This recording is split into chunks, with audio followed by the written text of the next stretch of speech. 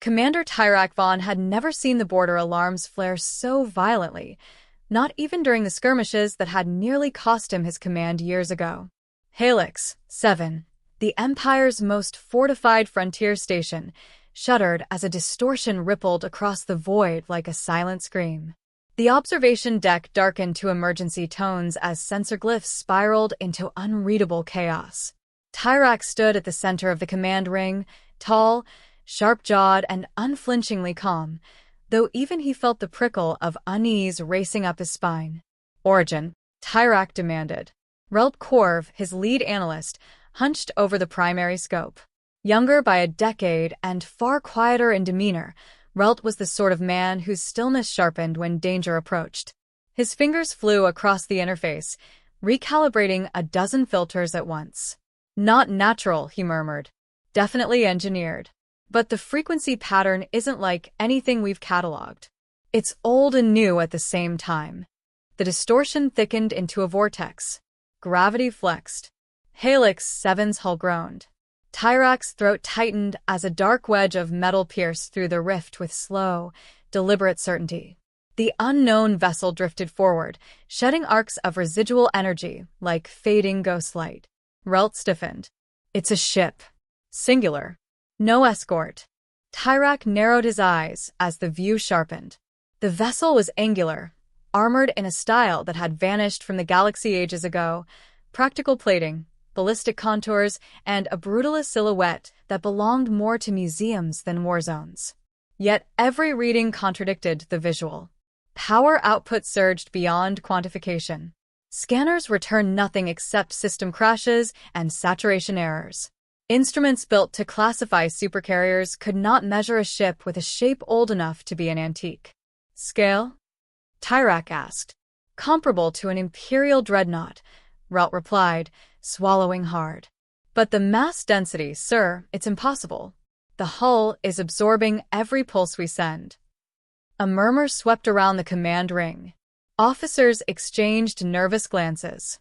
A single unknown vessel with unreadable systems was already a nightmare. One with enough power to flatten the Empire's measuring tools exceeded even that. Before Tyrak could issue a containment directive, a translation marker blinked onto the screen, an ancient alphabet rearranging itself into Imperial script. 3 words appeared beneath the ship's forward hull marking. USS Invictus, human. The entire command ring fell silent. Tyrak felt his jaw tighten. Humanity was a footnote, a forgotten species confined to a dust speck system on the galaxy's edge. They had never expanded, never contacted, never mattered. Primitive, dormant, irrelevant. That was the consensus of every Imperial archive.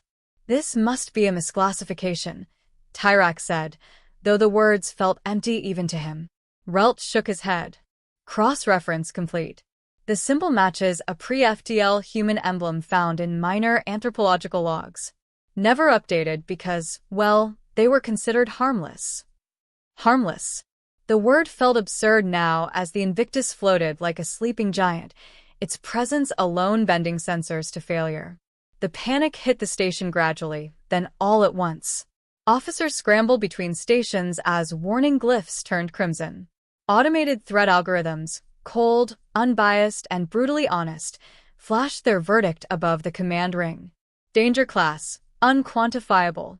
Threat potential, maximum unknown. Tyrak steadied himself, forcing discipline over the rising chaos. The Empire did not fear. It dominated. Yet a single, silent human warship had rendered every Imperial protocol inadequate. That alone made the situation more dangerous than any invasion. Open a channel, Tyrak ordered. The comms officer hesitated. Sir, we're not certain the ship will respond. If it's here deliberately, Tyrak said, they're expecting us to speak. The channel opened with a clarity that felt unnatural. No encryption. No resistance. The screen brightened and a lone figure appeared. Human. Unmistakably so. Black hair clipped short, posture rigid, expression calm, almost casual. His uniform bore the same emblem as the hull, though worn with the confidence of someone who didn't need to announce authority. Imperial command, the man said, voice level and controlled. "This is Captain Adrian Holt of the United Human Systems vessel Invictus. We apologize for the abrupt arrival." Tyrak exchanged a glance with Relt. "Human systems? Since when did humans have systems? Or vessels that made Imperial dreadnoughts look fragile?" "You have entered sovereign territory," Tyrak replied, keeping his tone diplomatic but firm. "State your purpose." Holt nodded, unfazed. "Transit. We're conducting deep-range navigation trials. We intend no conflict." "Deep range?" Tyrak almost laughed.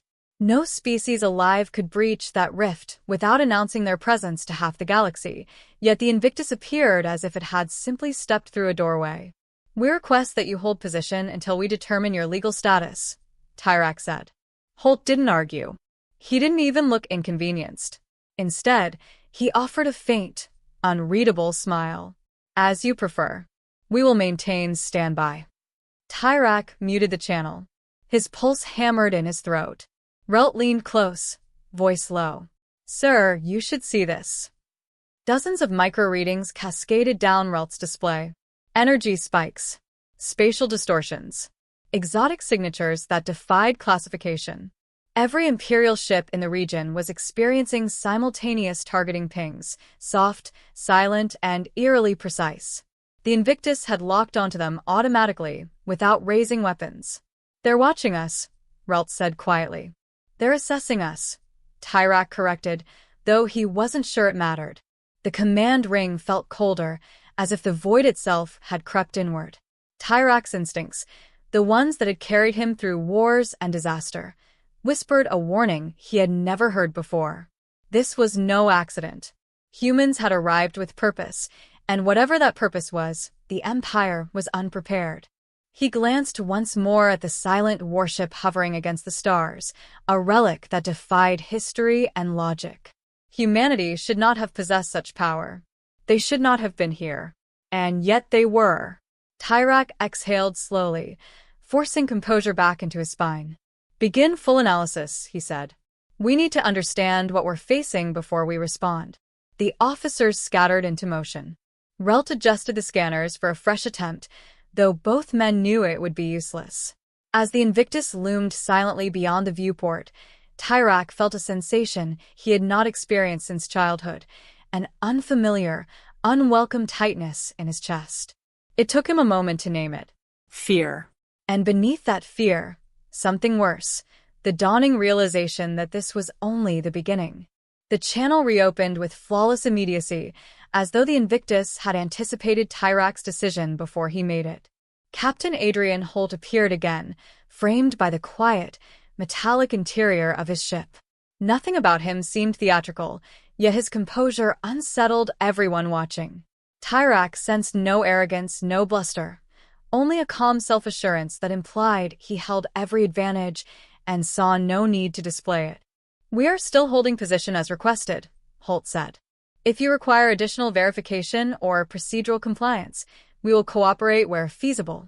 His choice of words, "where feasible," left Tyrak with a simmering irritation he struggled to hide.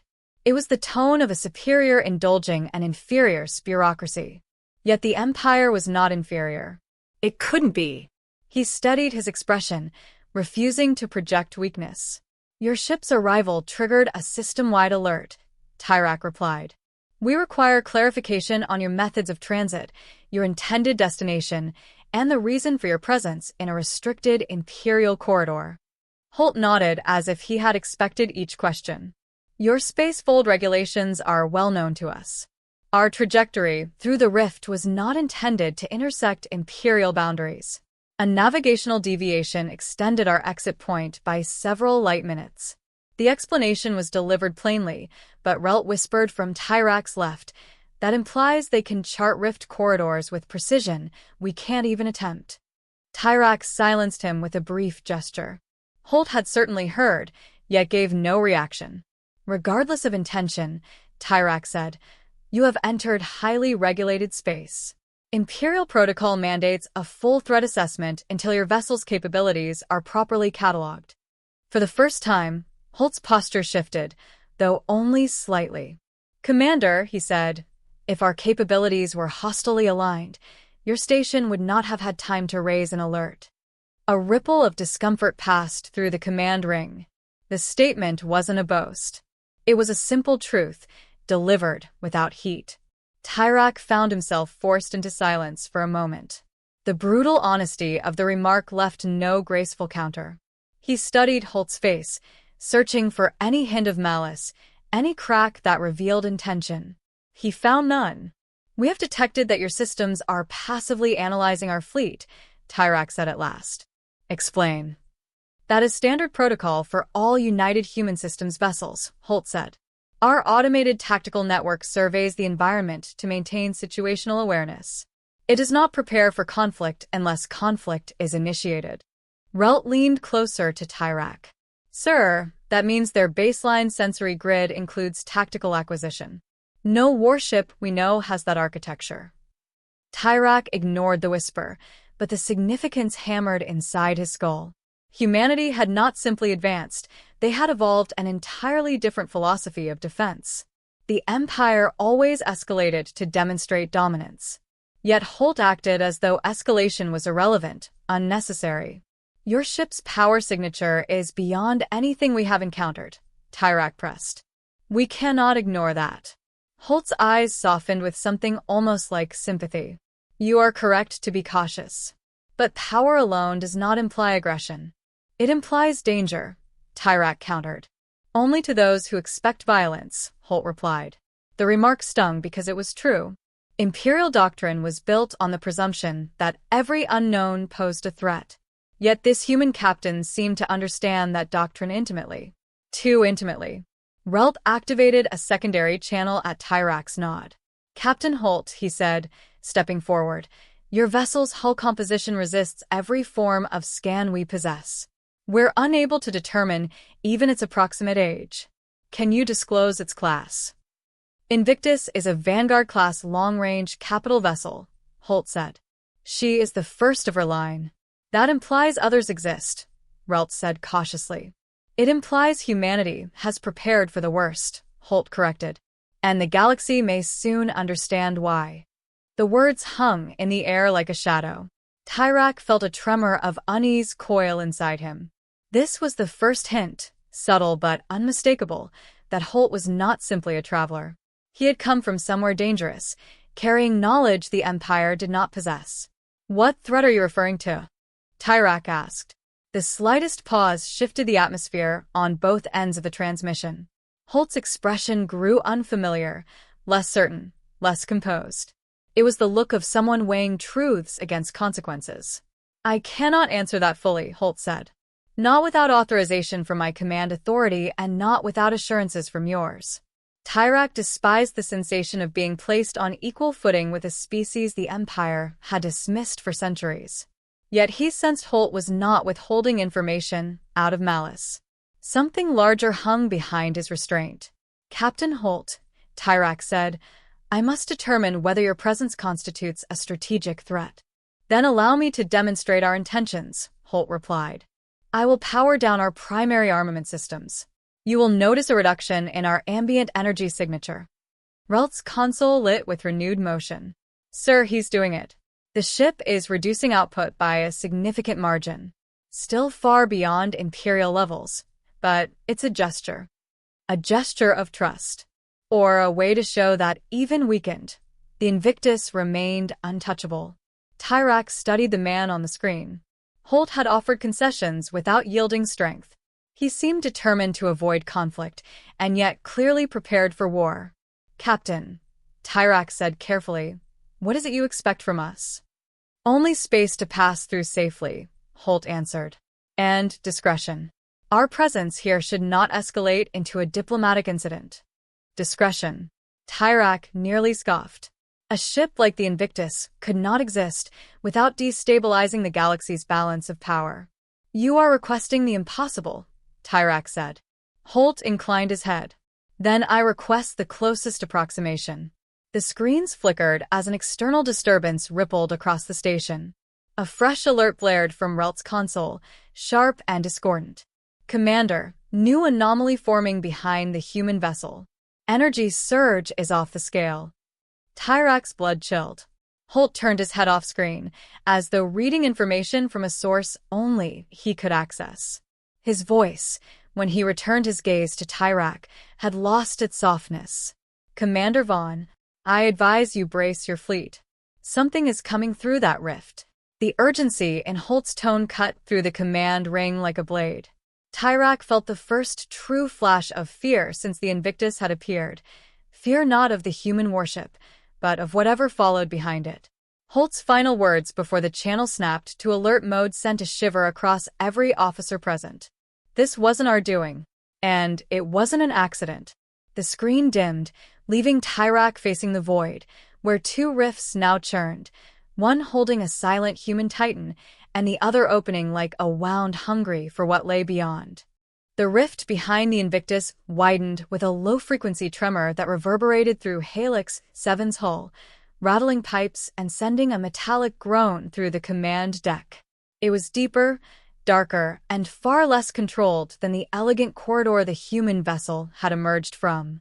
Tyrak felt the weight of it settle in his bones, as though the void itself were inhaling. "Stabilization fields are failing," Relt reported, his voice tight but steady. "We're tracking a mass incursion. This isn't a natural phenomenon." Tyrak barely heard him. His mind churned with calculations and fears. A human warship with impossible power, an unknown threat pursuing it, and an empire wholly unprepared for either. He opened a secure channel to the Imperial High Conclave, aware that every second of delay could prove catastrophic. The holographic nodes shimmered to life, revealing three senior officials. The central figure, Lord Caldrus M. materialized first, broad-shouldered, silver-eyed, and radiating the aggressive confidence of a man who saw diplomacy as a tool for the weak. He spoke even before the connection fully stabilized. "Commander Vaughn, explain why the frontier is in full alarm." Tyrak straightened. "An unidentified rift event has occurred within regulated space. An unknown vessel emerged, piloted by a human captain."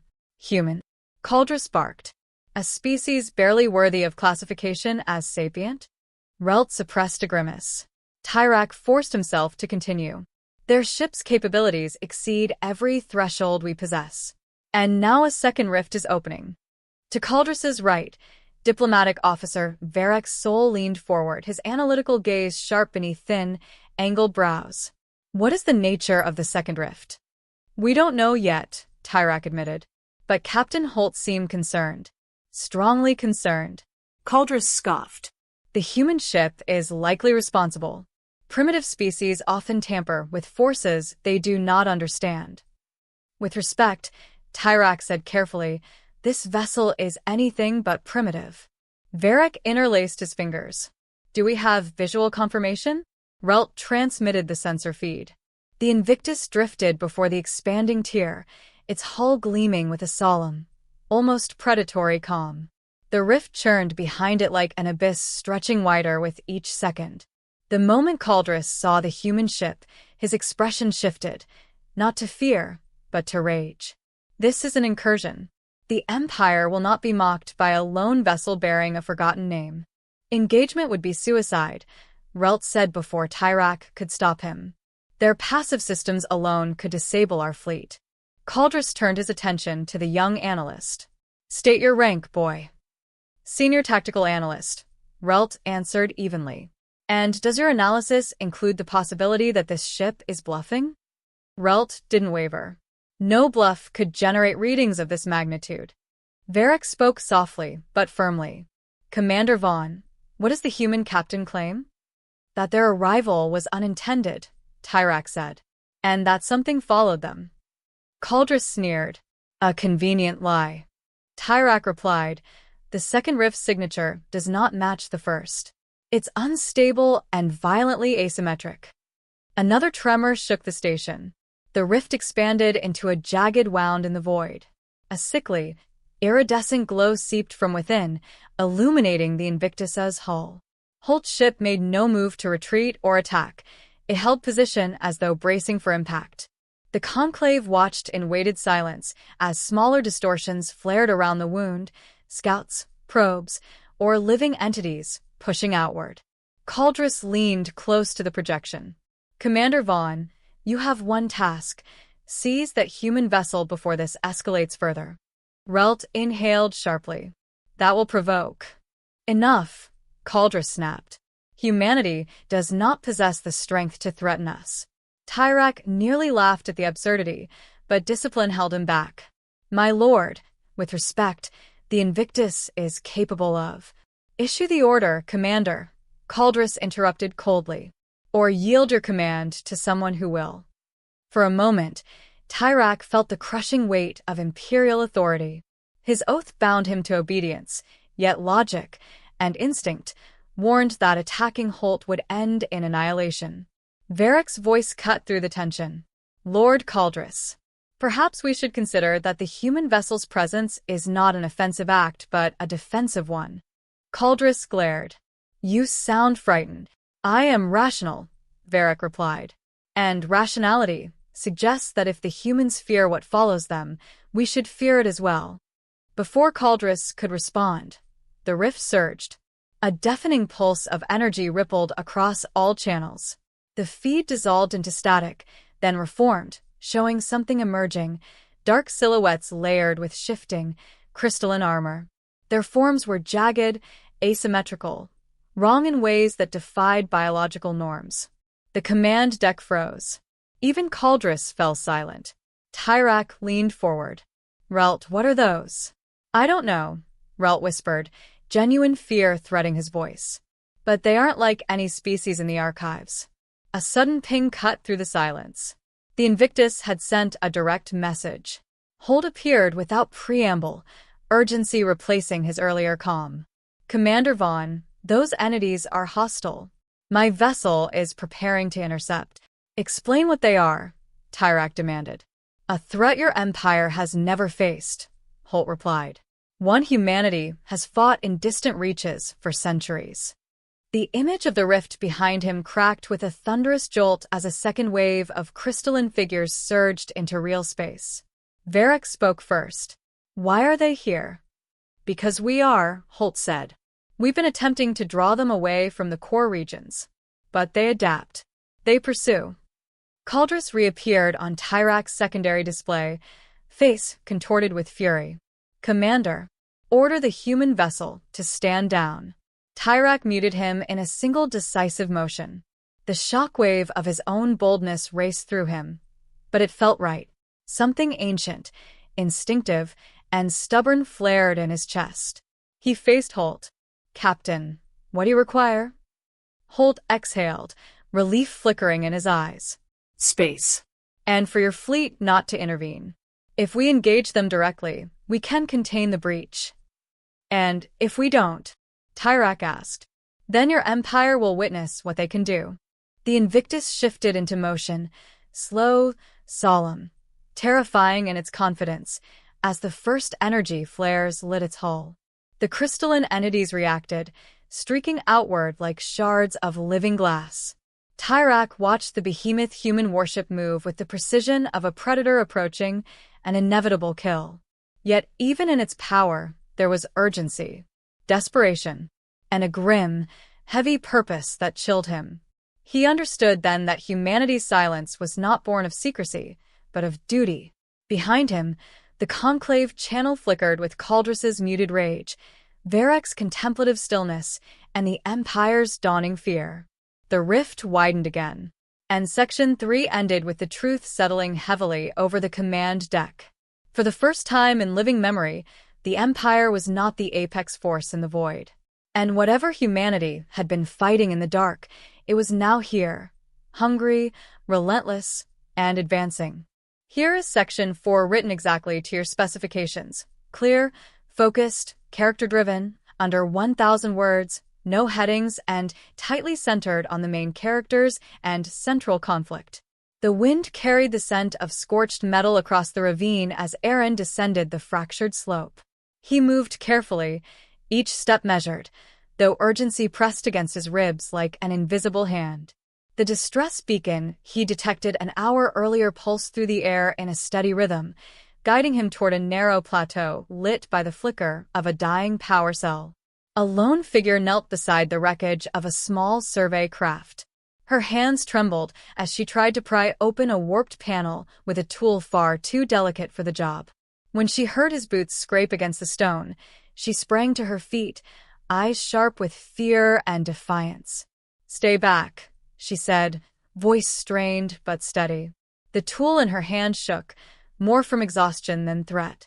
Arin raised both palms in calm surrender.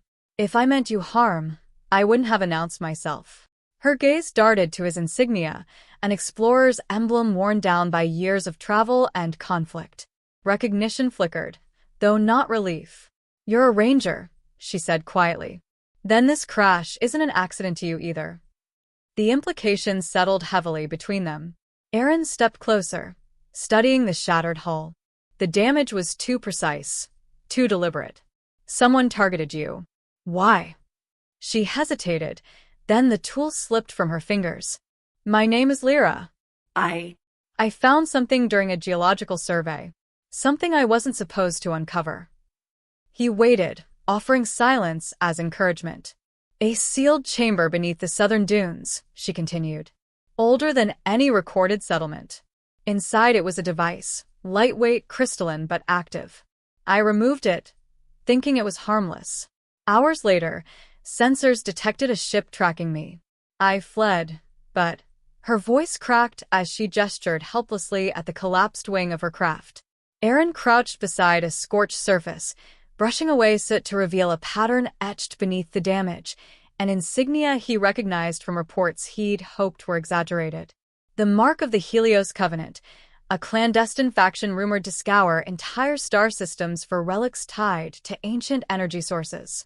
He exhaled slowly. "You weren't targeted by mistake. Whatever you found, they want it." Lyra backed up a step, her breath unsteady. "I didn't bring it with me. I left it in the dunes, so they couldn't track it to the crash." Arin stood, his jaw tight. "They'll still search. And once they confirm you survived, they'll come for you." Her eyes widened with dawning realization. "Then we can't stay here." "No," he agreed. "But before we leave, I need to know exactly what you saw in that chamber. Anything you remember could decide whether we're running blind or with purpose." Lyra's expression wavered as she searched her memory. There were symbols on the walls, circular patterns rotating inward, almost like a map. And the device, it hummed when I touched it. Not mechanically. More like it recognized me. Is that even possible? Arin suppressed a shiver. It was more than possible. Legends whispered of relics attuned to biological signatures, ancient mechanisms designed to bond with the first living thing that disturbed them. If the device had imprinted on her, removing her from the equation wouldn't be enough for the Helios Covenant. They would have to capture her alive. He didn't share that detail. "Not yet." "Tell me this," he said instead. "Did the humming change? Intensify? Shift in tone?" "Yes." "Just before I left the chamber." Arin's thoughts raced. Activation. A silent signal. A beacon. He turned toward the dark expanse stretching beyond the plateau. "Then we may already be running out of time." A soft rumble vibrated through the ground, as if answering his concern. Lyra stiffened. "What was that?" Arin scanned the sky.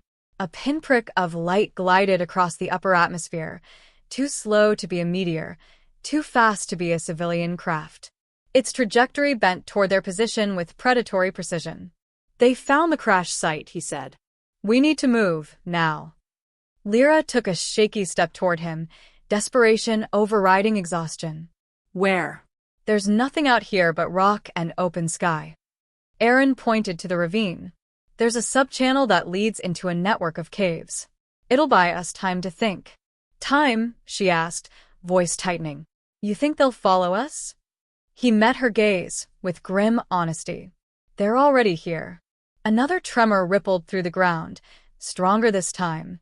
The descending craft's engines growled like a distant storm, and dust drifted from the surrounding cliffs. Lyra hesitated only a heartbeat before running beside him toward the ravine. Arin kept pace easily, guiding her along the narrow path as the rumble grew louder. When they reached the first bend, he stopped abruptly and placed a steadying hand on her arm. "Listen to me," he said. Whatever happens, don't reveal the device's location. Not even if they. She cut him off. I'm not giving it to them.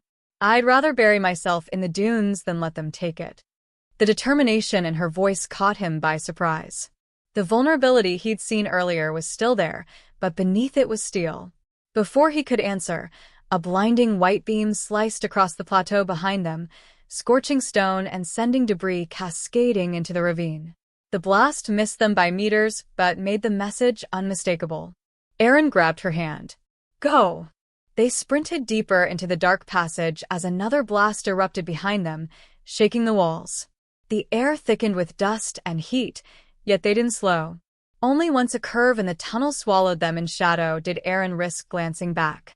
He couldn't see the pursuers yet, but he felt their presence, calculated, relentless, closing in. Lyra leaned against the wall, breath ragged. They won't stop, will they?